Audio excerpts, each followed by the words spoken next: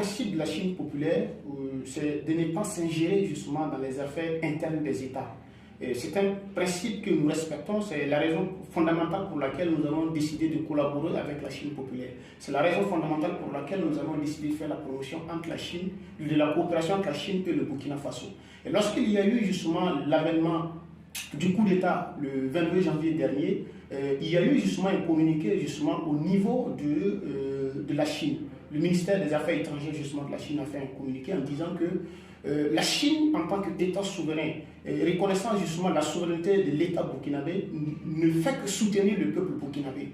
Lorsque l'expression populaire, lorsque l'expression du peuple est souhaitée, ou du moins est vue, sûre de tous, la Chine ne peut que aller dans le sens justement de l'intérêt supérieur de la nation.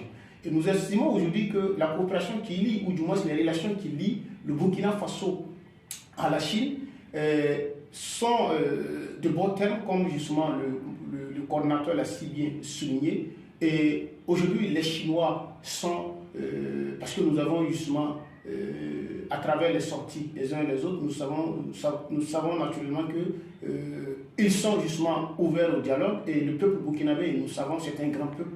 C'est un peuple qui, dans son histoire, a su à chaque fois, à maintes reprises, se relever, justement, sortir justement de certaines situations que d'autres, naturellement, avaient souhaité peut-être le chaos. Le peuple burkinabé, à chaque fois, est sorti victorieux, est sorti justement fort. Et nous estimons que, dans ce contexte-là, la Chine populaire ne peut que soutenir le peuple burkinabé dans, justement, sa lutte contre le terrorisme, dans sa lutte pour justement la récupération de l'intégrité territoriale au niveau donc, national.